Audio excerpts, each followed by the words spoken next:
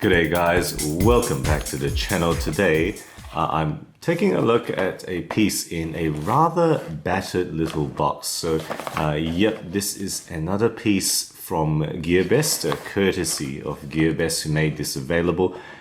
Check out their site if you haven't already. I'm sure you may have if you've seen my other reviews, but GearBest is a massive Chinese online retailer. Huge selection of items. I think it numbers in the hundreds of thousands.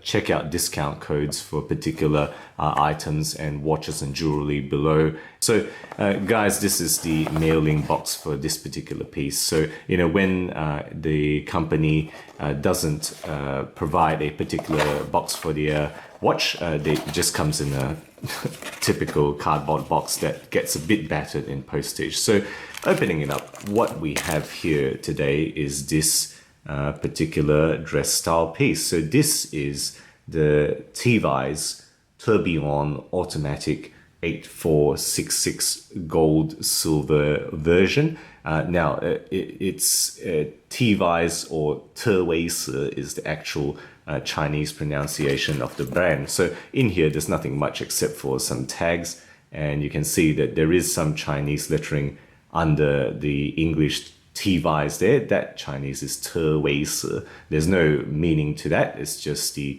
I guess, the transliteration of the sound of the name there. And so that's really the Chinese pronunciation. You may have heard me say that in other reviews already. First up, I will say that this one has Tourbillon in inverted commas, that I put it on the website. It says Tourbillon design. Well, you can see the movement there.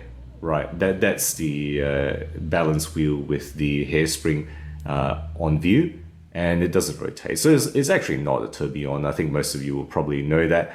This piece is available for a very surprising 26 USD on GearBest website, and perhaps even cheaper when discount comes in. So no way in the world you will get a tourbillon for that price. The cheapest you can ever get, as far as I research, a tourbillon, a Chinese-made tourbillon, would be around the 600 USD mark. So under that, don't expect it to be a tourbillon. They will say tourbillon sometimes, but really it's just an open heart movement.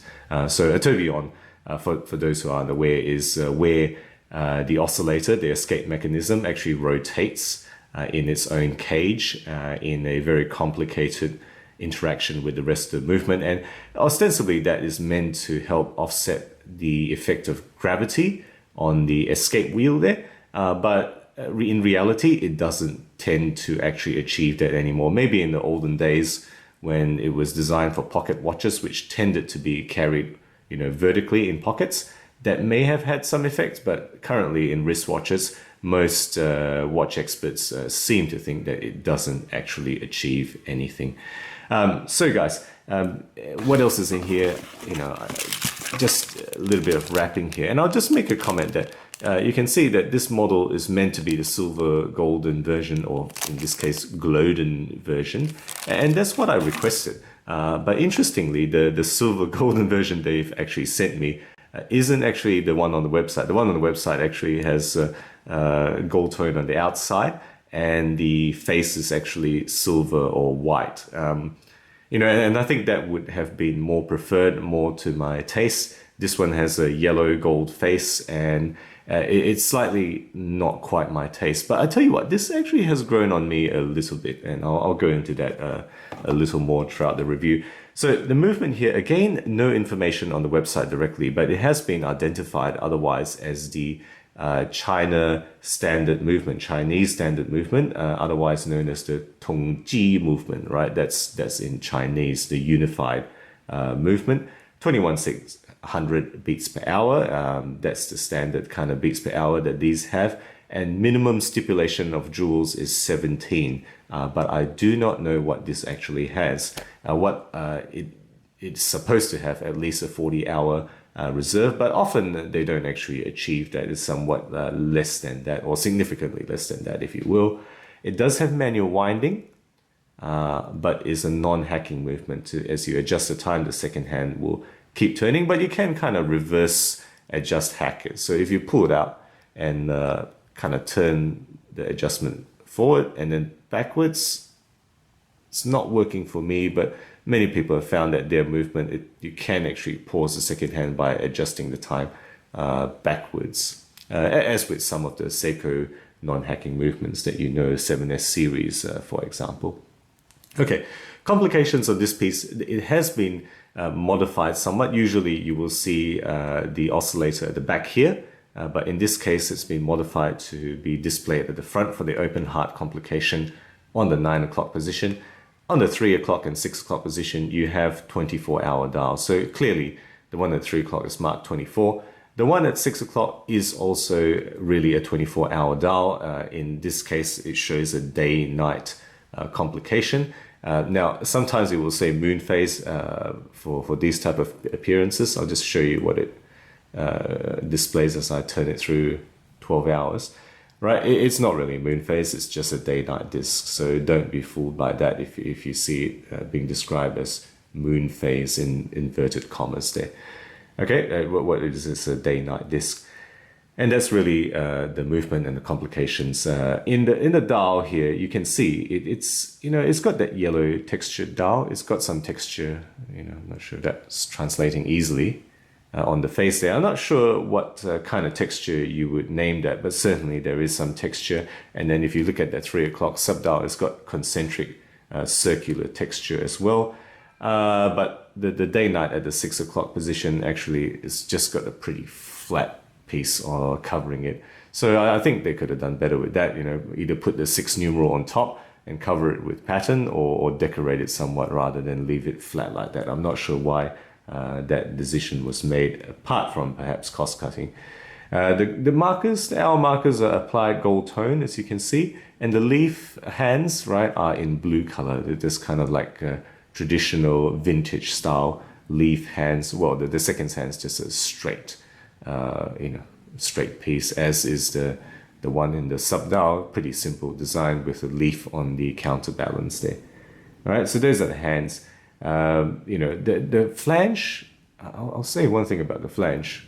Right, you can see the minute markings there, 5, 10, 15, and then the minute subdivisions. And then I think it's overly marked. It's also got the sub-second, I guess 1/5 of a second divisions. And I don't know, I have no idea why you would bother putting those in. This is not a chronograph.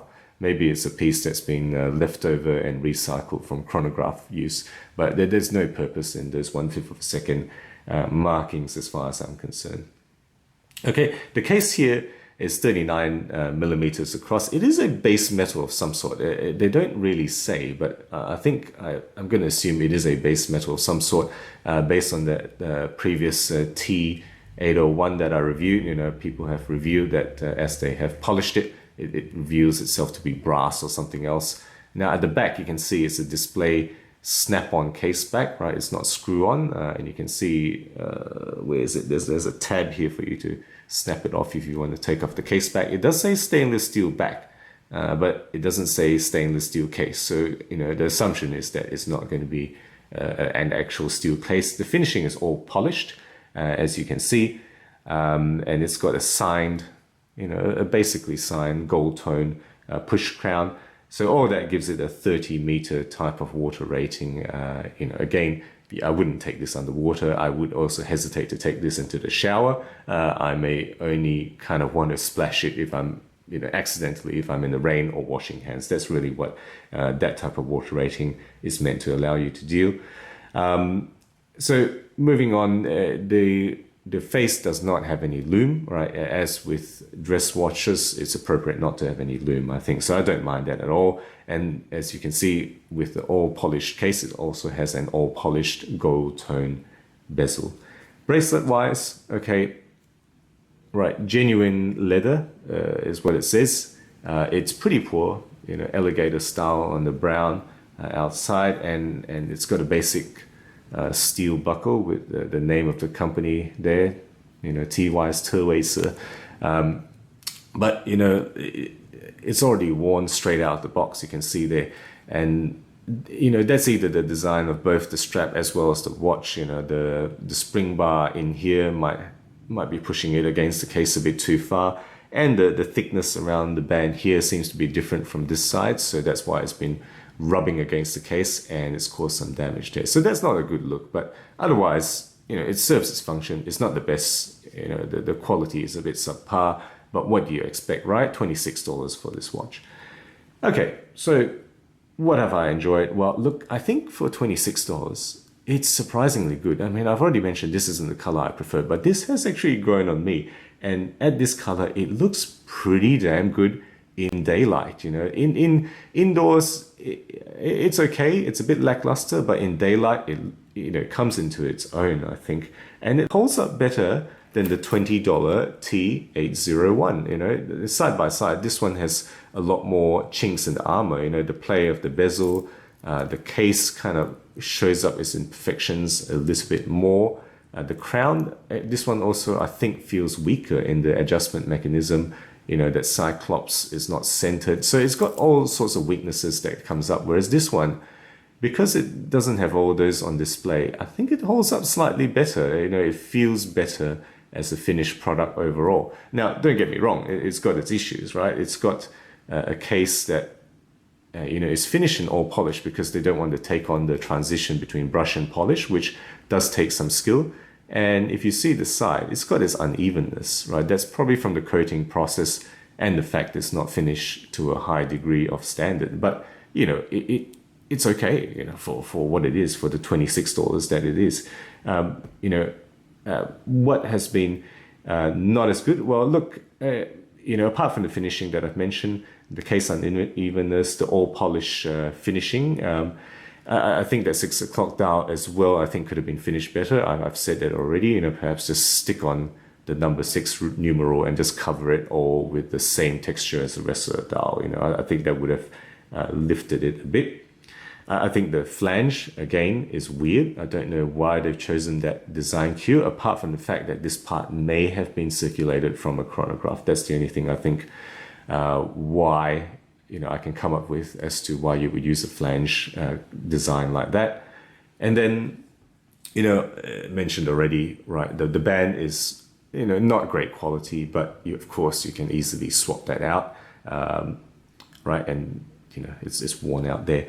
One thing I forgot to mention is the other dimensions here. So 39 millimeters across, it is 15 millimeters thick, 20 millimeter lug width, and it's got a lug to lug distance of 46 millimeters. Overall, with this leather band, is quite a light package. It is coming in at 65 grams as a whole here. So very light, and it certainly can disappear on your wrist as you wear it. And then lastly, I would say that this color, well, it's not my preference. I think the white silver dial would be my preference, but some people may like this color.